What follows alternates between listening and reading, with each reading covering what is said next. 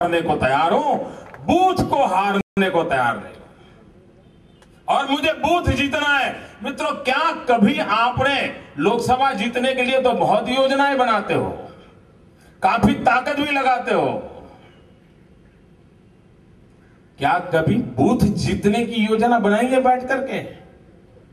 मेरी आपसे प्रार्थना है कि आज यहीं से जाकर के आप बूथ कैसे जीता जाए इसकी योजना बनाइए। मित्रों, अगर ये युद्ध जीतना है तो हमारा एक पोलिंग बूथ, ये हमारा एक किला है। एक किला हमने जीत लिया, 650 किले जीत लिए तो गोवा दक्षिण हम जीत जाएंगे। एक किला कैसे जीतोगे मित्रों? पोलिंग बूथ के किले को कैसे जीतोगे? क्या योजना बनाई है? अगर आप में किसी को लिखने की आदत है तो लिख दीजिए, मैं आपको रास्ता दिखाता हूं। और मित्रों, ये ओपन सीक्रेट है मेरा, ये मीडिया के मित्र बैठे हैं तब भी मैं बता देता हूं, क्योंकि कांग्रेस ये कर ही नहीं सकती जी। ये मैं खुद कांग्रेस को जाकर भाषण दे दूंगा ना तो भी नहीं कह पाएंगे। उनके बस का रोग नहीं है मित्रों, उनके रास्ते ही अलग है। उनके रास्ते, उनके तौर तरीके, उनकी आदतें गलत है। और इसलिए मेरे गुजरात में उनको सब मालूम है कि मोदी कैसे चुनाव लड़वाता है, लेकिन उनके पैर पड़ते ही नहीं है, वो जमते ही नहीं है। तो आप तैयार हैं? जो रास्ता मैं दिखाऊं उसके अनुकूल कुछ कर लेंगे और फिर मुझे बताएंगे 650 पोलिंग बूथ जीतने की योजना क्या बनाई? मित्रों, एक पोलिंग बूथ ये मेरा किला है और हर पोलिंग बूथ में एक परिवार जो होता है वो मेरी इस युद्ध के मैदान की चौकी है।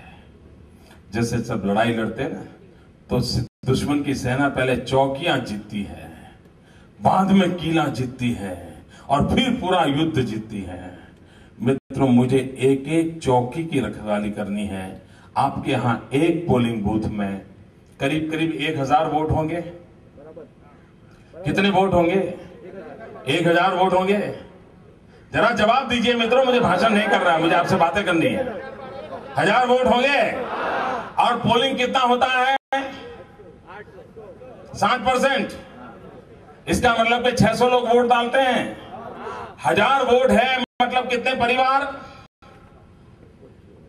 1000 वोट यानी फैमिली कितने? मान लो 300 फैमिली, छोटा परिवार, सुखी परिवार। मान लो 300 परिवार। इसका मतलब यह हुआ कि एक पोलिंग बूथ में 300 परिवार हैं जो वोट के लिए उनको अधिकार है, और उसमें से 200 परिवार वोट करते हैं। यही हुआ ना? इसका मतलब यह हुआ कि आपको अगर पोलिंग बूथ जीतना है तो आपको 101 परिवार कब्जे करना है। समझ आ गया? बहुमत लेना है ना। एक पोलिंग बूथ जीतना है, आपने एक पोलिंग बूथ में 101 चौकी, 101 चौकी, एक परिवार एक चौकी, 101 चौकी का कब्जा कर लिया तो आप चुनाव जीत सकते हैं कि नहीं जीत सकते? वो 101 परिवार पक्के करने का काम अभी से कर सकते हो मित्रों? बिना खर्चे से कर सकते हो कि नहीं कर सकते हो? आपके पोलिंग बूथ के कार्यकर्ताओं को जिम्मा दो कि भाई ये 10 परिवार तुम्हारी जिम्मेवारी, ये 6 परिवार तुम्हारी जिम्मेवारी, ये 11 परिवार तुम्हारी जिम्मेवारी, और अब से लेकर के मतदान तक तुम इन्हीं परिवारों को संभालो, इन्हीं परिवारों में जाकर के चुनाव की बात बताओ, इन्हीं परिवारों में जाकर के भाजपा को वोट देने के लिए वादा करो, उनसे विश्वास दिलाओ। और आप देखिए, अगर आप अभी से यह काम करना शुरू करोगे तो चुनाव के दिन जब जाओगे और कहोगे माता जी चलिए वोट देना है, आप अभी से उनके घर में जाते आते हो, बच्चों का नाम जानते हो, भाभी जी का नाम जानते हो, भाई साहब का नाम जानते हो, बच्चे क्या पढ़ते हैं ये जानते हो, किस स्कूल में पढ़ते हैं ये जानते हो, और जाकर के बोलोगे कि देखिए माता जी चलिए, आप तबीयत ठीक नहीं है लेकिन वोट देना पड़ेगा। वो वोट देने के लिए निकलेगी कि नहीं निकलेगी? आप जहां कहेंगे वहां वोट डालेगी कि नहीं डालेगी?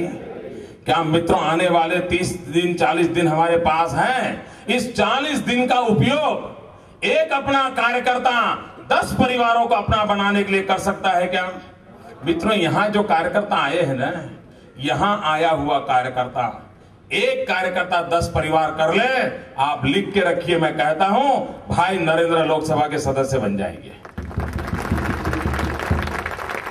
ये ताकत है आपकी, आपको भरोसा होना चाहिए आपके पास ताकत क्या है। मित्रों इन दिनों इलेक्शन कमीशन चुनाव के लिए खर्च के लिए कम करने के लिए कहता है। इन दिनों मैंने भी कहा कि हम कांग्रेस की तुलना में खर्च के मामले में कुछ नहीं कर सकते। मैं बिना खर्च का चुनाव लड़ने का तरीका बताना चाहता हूं। लड़ना है ना ऐसे? मित्रों मैं जो बता रहा हूं सारी चीजें मैंने करके दिखाई हुई है। मैं एक काल्पनिक कथा नहीं सुना रहा हूं। गुजरात में धरती पर इन चीजों को हमने उतारा है और उसी का कारण है कि कांग्रेस के दिग्गज नेता वहां आकर के एक एक हफ्ता अभी मुकाम कर रहे हैं, लेकिन पैर रखने के लिए जगह नहीं मिल रही। मित्रों यह हाल है वहां। भाइयों बहनों क्या करना चाहिए? कोई खर्चा नहीं, इतना ही नहीं, आपका घर में जो खर्चा होता है ना वो भी कम करने का मैं रास्ता दिखाता हूं।